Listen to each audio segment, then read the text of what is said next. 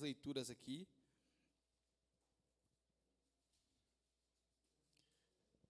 Mateus capítulo 7, do 7 ao 8. Que diz assim: Pedi, e dá-se-vos-á. Buscai, e encontrareis. Batei, e abri-se-vos-á. Porque aquele que pede, recebe, e o que busca, encontra, e ao que bate, se abre. Também Mateus capítulo 11, 28 ao 30. Diz assim: Vinde a mim, todos vós que estáis cansados e oprimidos, e eu vos aliviarei. Tomai sobre vós o meu jugo, e aprendei de mim, que sou manso e humilde de coração, e encontrareis descanso para a vossa alma. Porque o meu jugo é suave, e o meu fardo é leve. Aleluia. Meus irmãos, Cristo nos mostra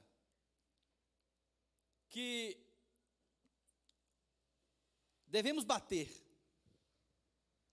É uma orientação dada por Ele a todo aquele que nasce de novo.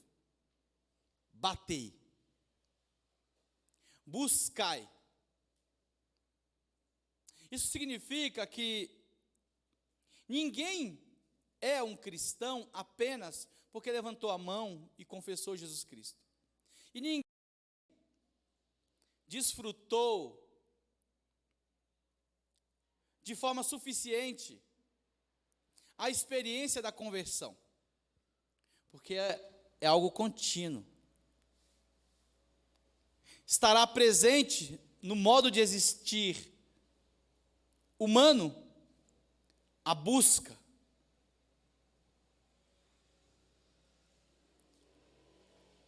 A busca por Deus, o desejo por Deus, é algo latente em todo ser humano. Todos. Eu vou explicar melhor, mas inclusive por aqueles que estão no caminho da perdição.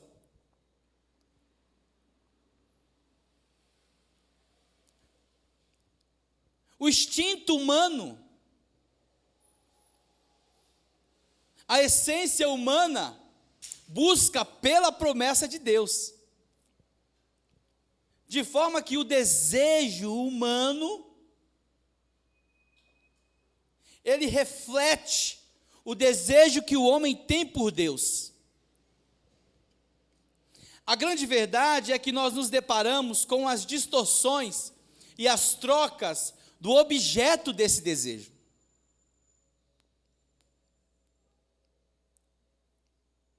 O desejo mais íntimo que o homem tem pela mulher, para a satisfação da sua necessidade, e a mulher também pelo homem, isso não foi algo que surgiu de fora para dentro, isso foi algo que Deus estabeleceu no homem. E essa busca reflete também a satisfação que Deus revela para o homem como o ser a ser buscado por Ele. O grande problema é que os desejos se inclinam para o objeto errado. Por exemplo, nós temos nas Escrituras Jesus dizendo que no dia do juízo, no dia da entrada do homem pelas portas celestiais, o anjo dirá: servo bom e fiel, entrai. E para aqueles que não foram os servos, que não estão dentro da categoria de servos bons e fiéis, ele dirá: apartai-vos de mim, porque não vos conheço. Ou seja, o ato de ser reconhecido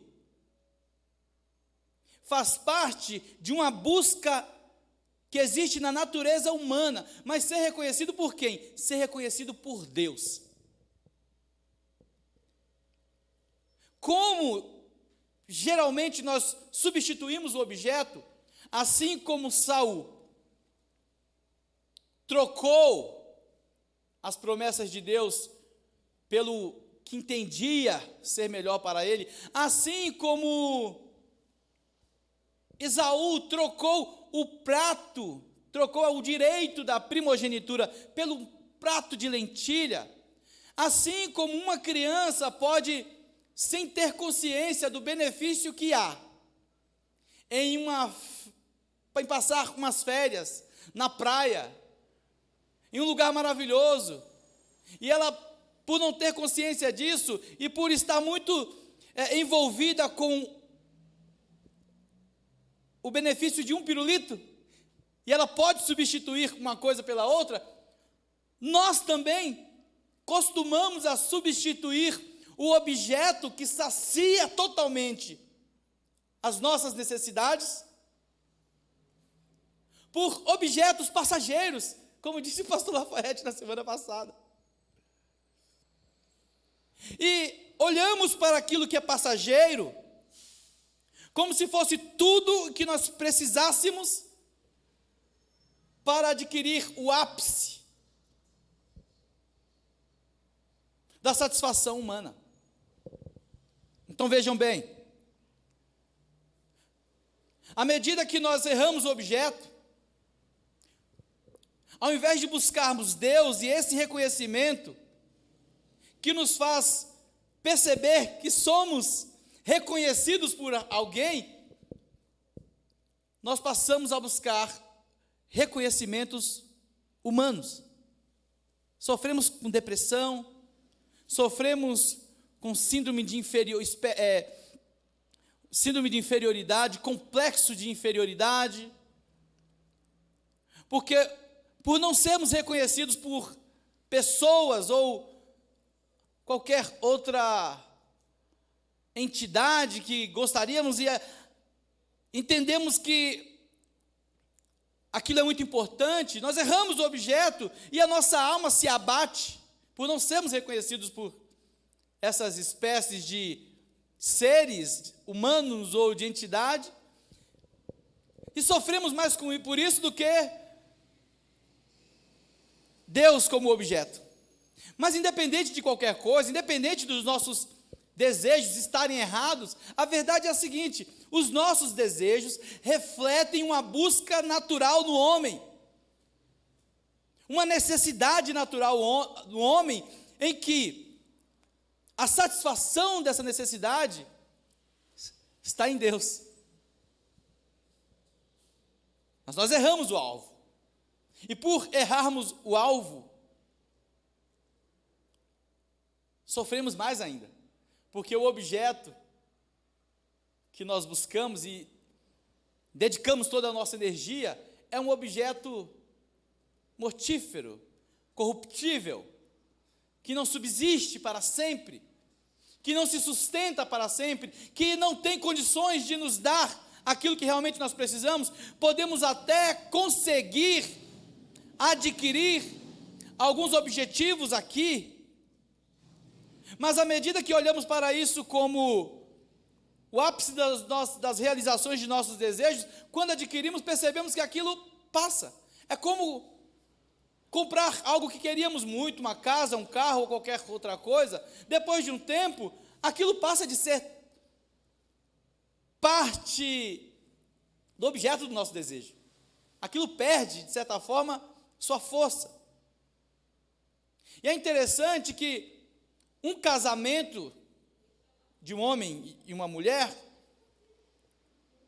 ele é usado como referência para o casamento de Cristo com a igreja. Como nós erramos na busca por Cristo, nesse casamento, nós também erramos no nosso casamento, homem e mulher. Por quê? O que eu quero dizer? Parece natural, quando um homem ou uma mulher deseja muito o outro e luta pelaquela pessoa, há uma paixão ali, não é isso? E parece também muito comum que depois que esse encontro acontece e um tempo de vida se estabelece, há um esfriamento. O que não deveria existir. Era para ser exatamente o contrário. Mas por que nós caímos nesse esfriamento? Porque olhamos para algo como já realizado. Então, a partir do momento que aquilo que eu busquei muito, que eu achei que precisava de mais, além do que o necessário, foi adquirido, eu começo a olhar apenas os defeitos disso, e não mais o que deveria ser buscado. Entende? Há uma tendência em nós em perdermos o benefício e a satisfação que existe, inclusive, no nosso parceiro ou parceira, quando convivemos com ele. Porque achamos que já conhecemos tudo, quando, na verdade, passamos a conhecer menos ainda. De maneira que é natural alguém dizer, natural que eu digo, é comum ouvir as pessoas dizerem, eu conheci uma outra pessoa. Quando, na verdade, você ainda... ou você passou a desconhecer aquilo que era de ser conhecido, ou se iludiu a respeito do que realmente era. Enfim, muitas possibilidades existem. A verdade é a seguinte: erramos o alvo. Mas Cristo diz, batei e abri-se-vos-á. Essa é a esperança eterna. Se existe um desejo em mim, ainda que eu erre, isso evidencia que há uma satisfação. Assim como um homem que mesmo sem conhecer a água, procuraria por ela em algum lugar. É uma necessidade. E para essa necessidade existe o suprimento. Para todas as nossas necessidades existem suprimento, porque Deus é aquele que supre todas as coisas. Nós erramos o alvo, mas Deus não nos abandonou. Nós buscamos o objeto errado, mas o objeto correto ainda continua à disposição daqueles que necessitam. Por isso Jesus diz, batei e abri-se-vos-á. É verdade que ninguém encontrou a Deus apenas porque vai em uma igreja. É verdade que ninguém encontrou a Deus apenas porque lê a Bíblia. É verdade que ninguém encontrou a Deus apenas porque ora. É verdade que ninguém encontrou a Deus apenas porque se dedica. Mas é verdade também que aquele que faz todas essas coisas encontrará. Está buscando o objeto certo. E Jesus diz, batei e abri-se-vos-á. Buscai e encontrarei. Se existe uma busca, haverá uma satisfação. Haverá uma realização.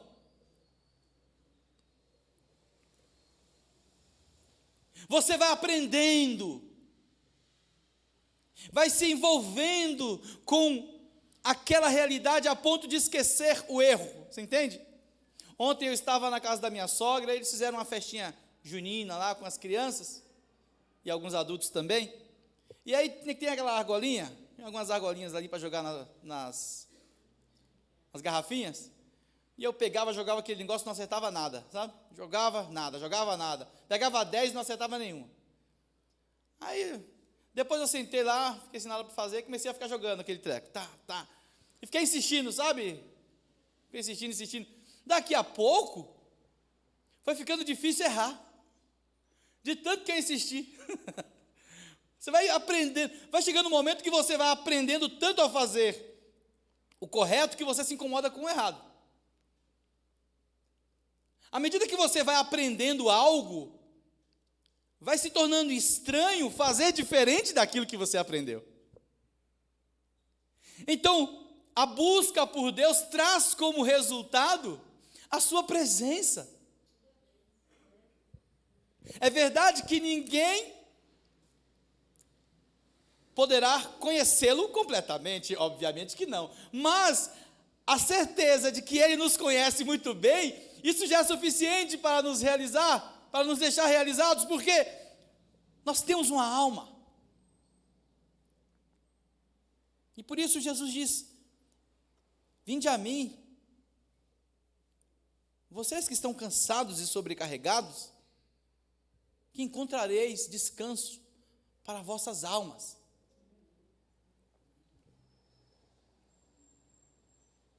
Vejam bem, irmãos, eu já disse algumas vezes e tenho repetido que nós temos em nosso modo de existir a existência corpórea e a existência incorpórea.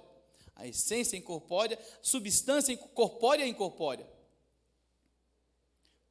Para que vivamos, alguns órgãos precisam funcionar, não é isso? Entre eles o coração. Certo?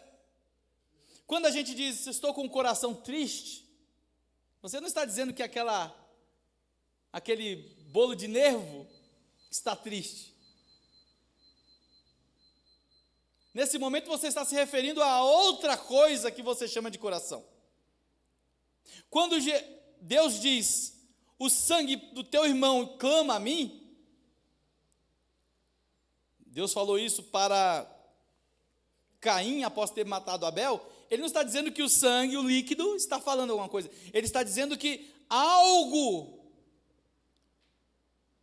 um ser, clama por ele. O sangue representa, nesse momento, algo real.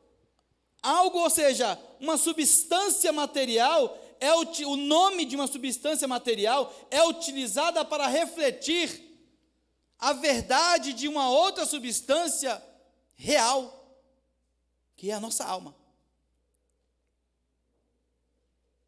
Então vejam bem, às vezes nós estamos com a alma batida, às vezes não, muitas vezes. Muitas vezes. E eu queria que você abrisse a Bíblia no livro de Salmos, capítulo 103. Eu vou lendo para ganharmos tempo e também você vai encontrando depois aí, caso não tenha aberto ainda, do 1 ao 4, que diz assim, o salmista falando, olha só: bendize, ó minha alma, ao Senhor, tudo que há em mim, bendiga o seu santo nome. Bendize, ó minha alma, ao Senhor, e não te esqueças de nenhum de seus benefícios. É Ele que perdoa todas as tuas iniquidades e sara todas as tuas enfermidades.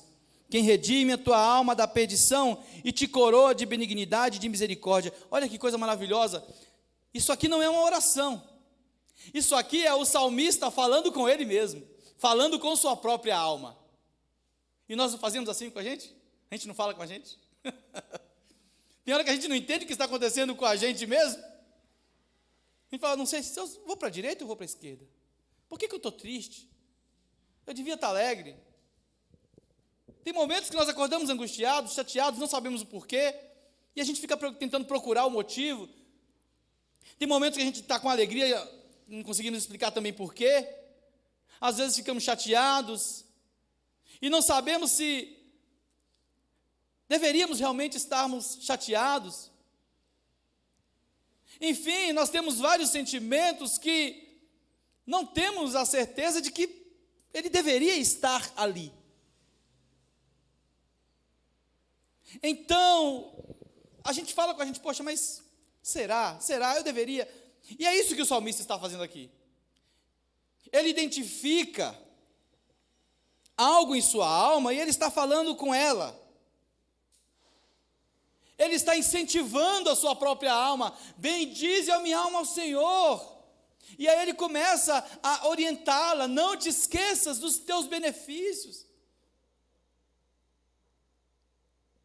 É o Edivan falando com o Edivan quando está desacreditado de alguma coisa. Entende, pastora Lia? Eu acho que isso não acontece só comigo. Às vezes você quer fazer algo ou não quer fazer, ou está com medo de se aquilo vai dar certo ou errado, e você fala, não, vai dar certo, não, vou tentar. É engraçado isso, né? É você falando com você mesmo. É porque existem categorias existencial em mim. Corpo, alma, que sente.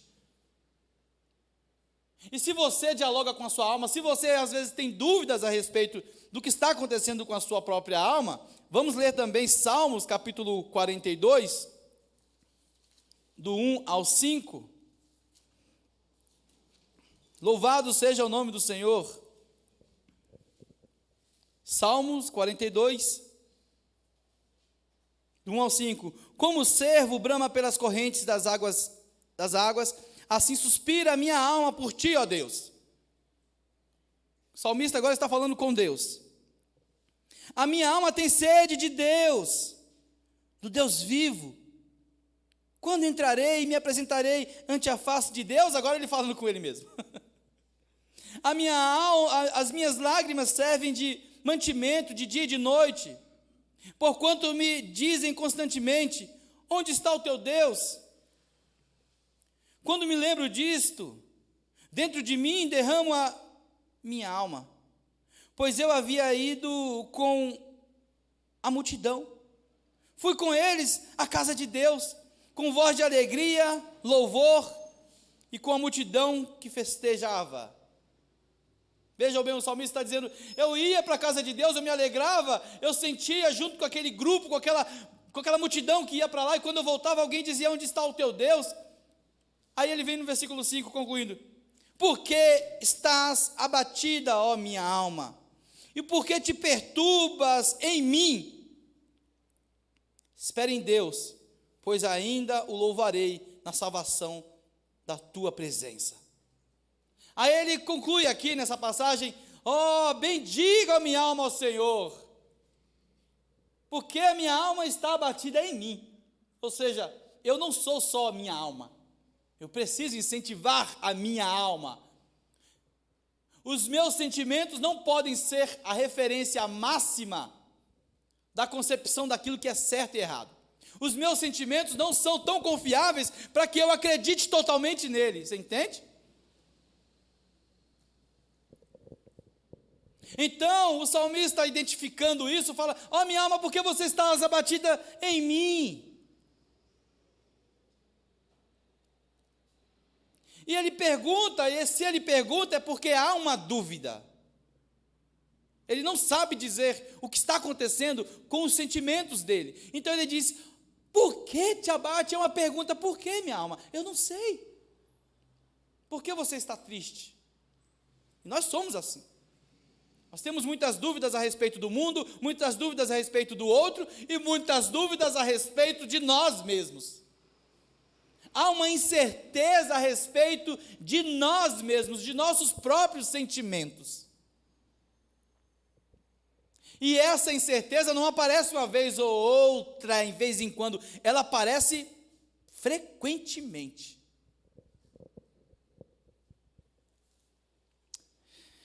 Vejam bem, é interessante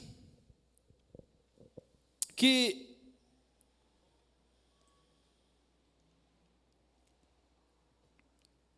apesar de tudo isso, da insegurança e da incerteza, da inconfiabilidade que existe em nossa alma e nossos sentimentos, algumas vezes nós temos dúvidas a respeito até de Deus, porque Deus é aquele que conhece a nossa alma. Jesus disse o quê? Buscai, batei, vinde a mim e encontrareis descanso para a vossa alma, não é isso?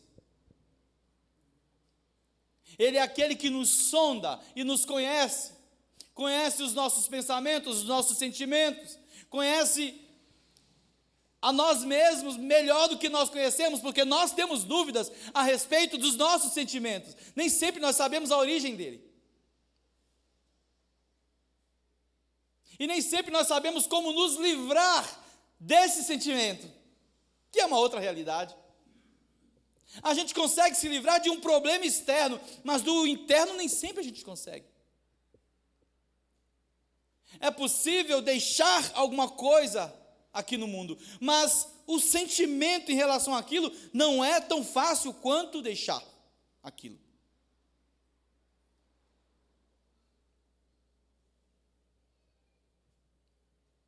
Separar-se de alguém é possível, mas separar-se da ligação interna que existe entre você e aquela pessoa é outra coisa, não é assim? É bem diferente. Ou de algo que você gosta, ou de uma cidade, de um estado, de um país, enfim. Sair dali é uma coisa, mas a minha alma se desligar daquilo é outra coisa. Então vejam, que nós não temos o controle e nem sempre sabemos como nos livrar da angústia, dos malefícios que percebemos que nossas almas estão inseridas, imersas, imergidas.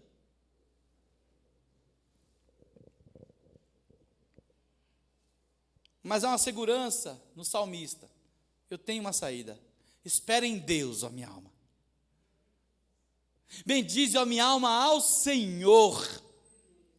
É um incentivo que o Edivan deve dar para o Edivan. Bendize, ó minha alma, ao Senhor. A saída dessa tristeza, dessa angústia, dessa dor, virá de cima. Inclusive, Ele me orientará no que eu deverei fazer, de forma prática, para me livrar dessa angústia, para me livrar dessa dor, ou para adquirir a necessidade que preciso, a satisfação que a minha alma precisa. O conselho dos outros não é suficiente, é necessária a orientação do céu, orientação de Deus. Vejam, nós conversamos com a gente mesmo, e se falamos com a nossa alma, é porque existe uma outra espécie em nós, que conversa com a nossa alma, não é assim?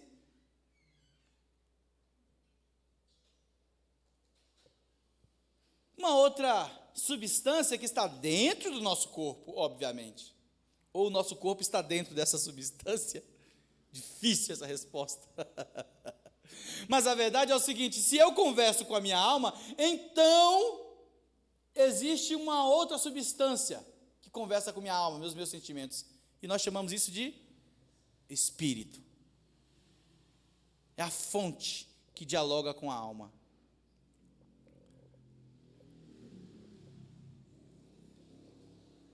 E esse espírito é algo mais profundo do teu ser. Entende? É como uma casa. A casa, ela possui alguns cômodos, não é isso? Então, quando você leva uma pessoa, um visitante, você atende na onde? Se sua casa for uma daquela que tem 5 cômodos, 6 cômodos, por exemplo, o que você vai fazer? Atendê-la na sala. Talvez levá-la até a cozinha. Pode ser que ela peça para ir ao banheiro e você permita, mas o banheiro já é um local um pouco mais privado, não é isso? Mas você possui na sua casa alguns espaços que são mais restritos. O quarto, por exemplo, não é assim? Nosso quarto é um ambiente que a gente não leva qualquer pessoa. É um ambiente íntimo. É engraçado que às vezes os filhos, né? Quando cada um tem um quarto, olham para o quarto dele como se fosse a casa dele separada do restante da casa. Não é assim? Não, você pode fazer o que quiser, no meu quarto não. Porque o que ele quer dizer com isso? Aqui é o meu espaço, é o espaço íntimo meu, que eu tenho. E o nosso corpo reflete essa realidade também. Porque os nossos órgãos, não é? Eles se apresentam para as pessoas olham para nós, vê o nosso rosto. Por isso que a gente fica se maquiando o tempo todo, não é o meu caso. Se bem que eu estou pensando em passar alguma coisinha aqui para tirar esses cabelos branquinhos que estão aqui. Brincadeira. Mas vejam bem, as mãos. Em outras épocas, uma mulher mostraria muito menos do que hoje. Nós vamos nos acostumando com isso, é normal. À medida do tempo, do passar do tempo, no mundo ocidental, as mulheres têm demonstrado cada vez mais o seu corpo, não é assim? E a gente vai tratando isso com naturalidade, porque não temos outra opção. Mas a verdade é que aquilo que deveria ser íntimo está deixando de ser íntimo para todos, porque todos estão acessando facilmente tudo o que faz parte do corpo de uma pessoa. Mas existem, mesmo assim, ainda existirão algumas partes que nós teremos um pouco de vergonha de mostrar, como por exemplo a boca. Não sei vocês, mas eu detesto que alguém veja minha boca aberta. Eu ficava super chateado comigo, eu brigava com a minha alma, quando indo para o serviço, dormia no ônibus, cansado demais, e eu acordava com a boca aberta, de cansado, sabe? Eu percebia que as pessoas estavam olhando o profundo da minha boca. Até para o dentista, a gente faz questão de lavar primeiro, escovar os dentes, né? O cara vai olhar lá, vai ver coisas que a gente não vê. Mas é assim, ainda no nosso corpo existem partes que nós temos uma certa restrição total. E existem outras que somente através de uma cirurgia é possível acessar, porque é coberta, como o coração, enfim. Deus estabeleceu as coisas dessa forma. Ele colocou algo em vocês, ou algo em nós, que algumas farão parte daquilo que deve ser apresentado a todos, outras apenas para pessoas mais íntimas, e outras será possível apenas a pessoas que acessarão diante de uma necessidade que envolve o perigo em que sua saúde está em jogo.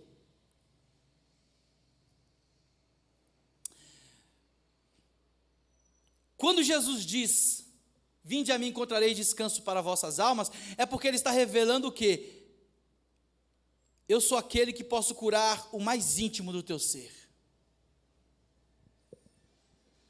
Eu posso curar porque eu conheço sua sala, conheço o banheiro, conheço o quarto, sua boca, seu coração. Tudo que há em você eu conheço. Porém, esse espírito que fala com a tua alma, ele também precisará de incentivo. Ele também precisará de direção, porque o homem não é em si suficiente para direcionar a sua própria alma.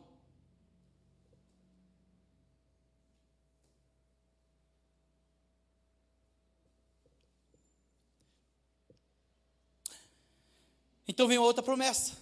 Romanos capítulo 8, do 15 ao 18. Romanos capítulo 8, do 15 ao 18. Diz assim: porque não recebestes o espírito de escravidão, para outra vez andardes em temor, mas recebestes o espírito de adoção de filhos, pelo qual clamamos, Abba, Pai.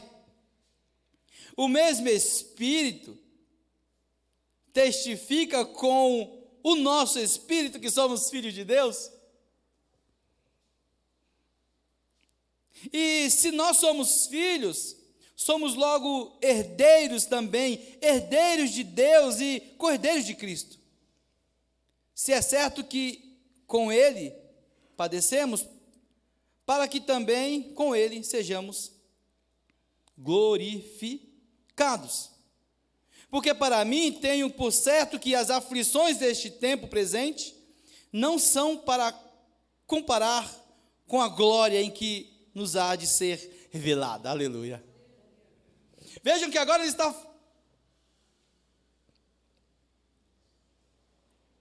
revelando algo importante. O Espírito Santo bate também em nossa porta. O Espírito Santo testifica com o nosso espírito, aquele que fala com a nossa alma. E ele testifica que somos filhos de Deus.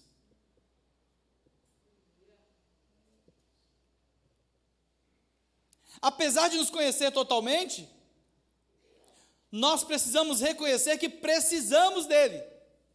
Precisamos reconhecer que necessitamos dele. E nem sempre a gente identifica essa necessidade, porque os olhos para o mundo, os olhos para aquilo que é passageiro, estão seduzidos.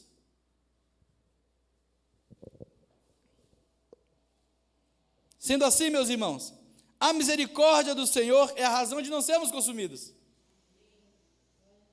Mas somos tentados a acreditar, apesar de toda essa insegurança e incerteza que há em nós, quando nos relacionamos com a nossa alma, que em alguns momentos, alguém pode ser mais misericordioso que Deus.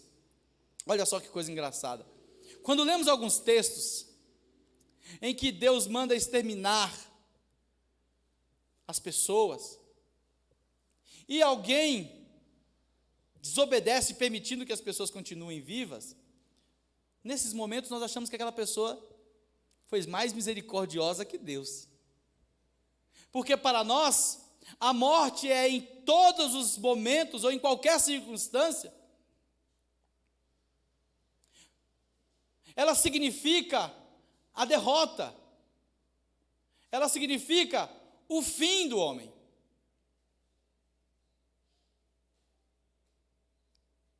Quando na verdade não é assim. Se Deus dá uma ordem, ainda que ela pareça estranha para nós, lembre-se, aquilo que você sente, inclusive a respeito de Deus, pode ser fruto do equívoco da sua alma, e certamente será. Quando você for até as Escrituras e ler textos que parecem complexos para a nossa compreensão, difícil de aceitação, por causa da nossa ideia de certo e errado, de pacífico ou não pacífico, aquilo que parece amável ou não amável, lembre-se que a sua alma não tem as informações necessárias para compreender alguma coisa, e que para que você tenha a conclusão das coisas, será necessário dialogar com a sua alma, e lembrar que ela não sabe o suficiente. Ela não está no lugar de Deus quando dá ordem a respeito de algo.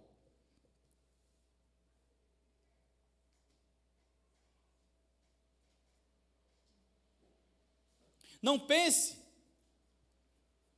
que a morte representa em todas as circunstâncias um mal. Não pense isso. Se você meditar um pouco, vai ver que está equivocado. Ninguém consegue escapar dela. Ninguém. E não há promessa de ficarmos vivos nesse sentido para sempre. Vivos sim, mas não nesse sentido que nós entendemos. Sendo assim, cuidado com o erro de acreditar que existem propostas mais benevolentes do que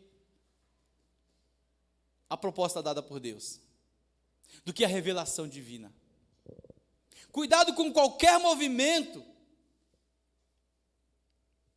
que se expressa como detentor de uma direção pacífica, ou prometendo a você ou à sociedade um céu aqui na terra.